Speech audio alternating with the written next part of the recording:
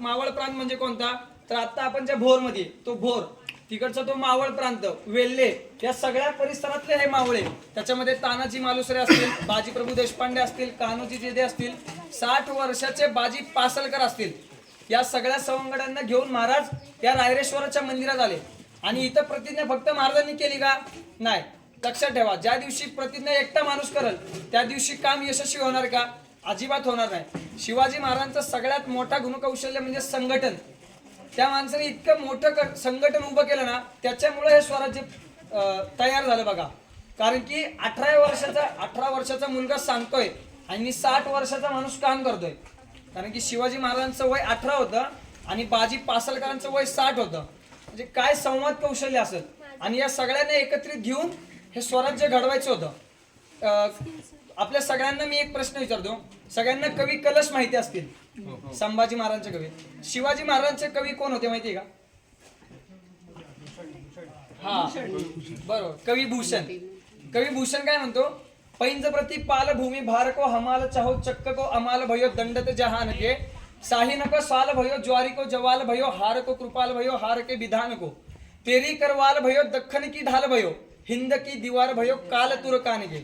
शिवाजी महाराज कोण आहेत, तेरी करवाल भयो, दख्खन की ढाल, या दख्खनीची ढाल आहेत आणि या हिंदूंचं रक्षण ते एका अचल भिंतींप्रमाणे करतात आहेत. आणि तो आमचा शिवाजी राजा आहे. तर या शिवाजी महाराजांचं वर्णन या कवी भूषणाने वेगवेगळ्या छंदामध्ये इतकं सुंदर प्रकारे केलंय.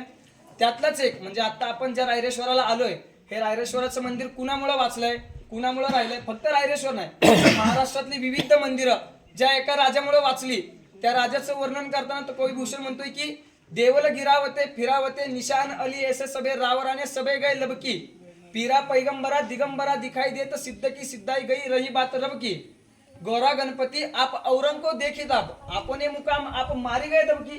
म्हणजे काय, तर तो कवी भूषण म्हणतोय की हे गौरी गणपती आमचे सगळे रक्षक आहेत ना, सगळे देव आहेत ना, पण औरंगजेबाला बघून हे घाबरून बसले कुठतरी, ह्यांची मंदिरं पडतात देवांची, तरी हे काय करत नाहीत. आणि मग तेव्हा तो म्हणतोय की काशी हो की कला गई मथुरा मस्जिद भई शिवाजी ना होता तो सुन्नत होतं सबकी.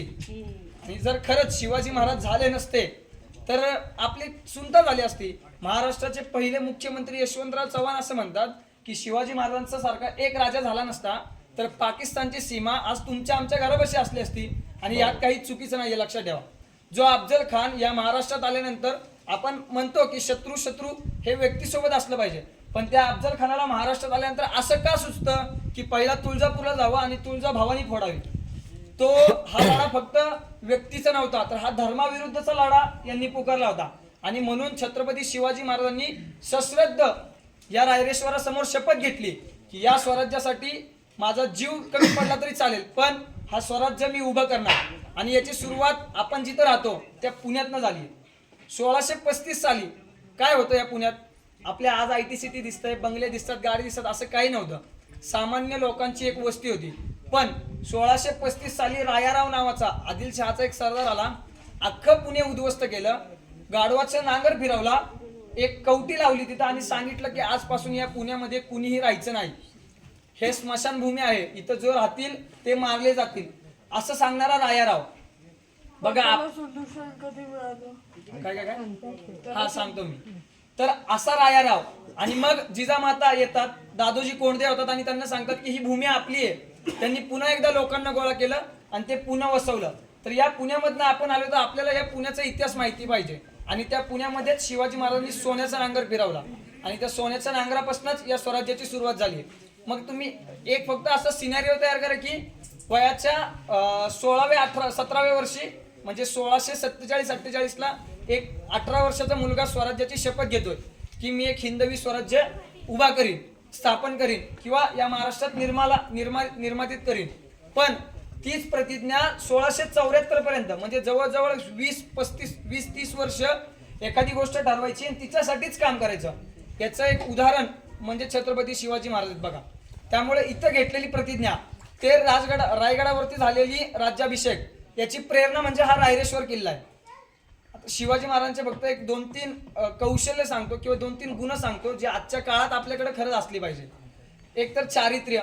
आता मागे दिल्लीमध्ये जी घटना घडली की एका मुलीचा एक मुलगा भर रस्त्यात जीव घेत होता, बरीच लोक आजूबाजूनी जात होती, त्यांना काही देणं घेणं नव्हतं की मला काय करायचंय. सावरकर असं म्हणतात की मला काय त्याचं, तसंच लोकांचं की मला काय त्याचं, मला काही देणं घेणंच नाहीये, अशी परिस्थिती झाली. पण आपल्या सगळ्यांना रांझेचा पाटलाचा तो प्रसंग माहिती आहे. शिवाजी महाराजांनी रांझेच्या पाटलाचा चौकोन केला. ठीक आहे, तो स्वराज्यात होता, चुकीचा वागला म्हणून. पण शिवाजी महाराज जेव्हा दक्षिण दिग्विजयाला गेले होते कर्नाटक स्वारीवरती, तेव्हा बेल्लूर नावाचं एक गाव होतं. शिवाजी महाराज दक्षिण दिग्विजय करून परत येत असताना त्या गावामध्ये निवासाला थांबले होते.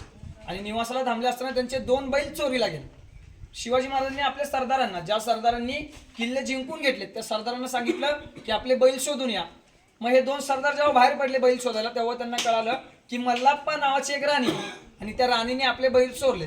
मग त्या राणीपाशी गेले आणि तिच्यासोबत गैरव्यवहार केला, यांनी गैरवर्तन केलं. ती राणी महाराजांपाशी आली आणि त्या राणींनी सांगितलं की तुमच्या सरदारांनी माझ्यासोबत गैरवर्तन केलंय, चुकीचा व्यवहार केलाय.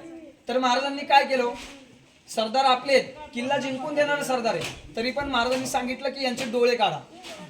चारित्र्याच्या बाबतीत इतका कडक शिस्तीचा आमचा राजा होता.